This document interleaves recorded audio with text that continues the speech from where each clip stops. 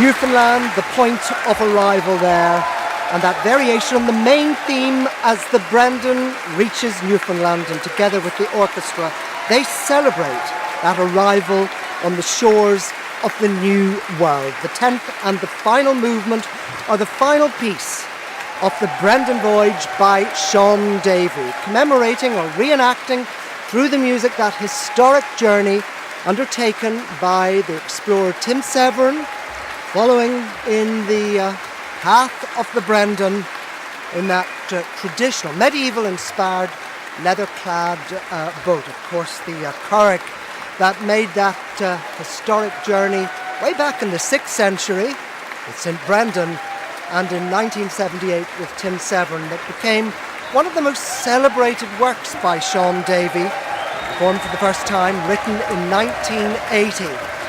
And uilleann pipes this evening of Mark Redmond, representing that curragh on its journey, its extraordinary journey that saw it safe passage from the west coast of Ireland via the Faroes, Iceland, through the gales in Greenland, the ice flows off Labrador, and of course finally that safe arrival on Newfoundland. And Shaun Davey taking to the podium then to acknowledge the applause of the RTÉ National Symphony Orchestra under the direction this evening of David Brophy. And leader of the RTÉ National Symphony Orchestra this evening, Anthony Moffat. Shaun Davey shaking hands with Anthony Moffat there and acknowledging the journey undertaken by the orchestra this evening, and joining forces with Rita Connolly, of course. Rita Connolly and Shaun Davey's family, who played such a significant part in the first half of our concert tonight. Very much a celebration of the music of this Belfast-born composer in all its infinite variety.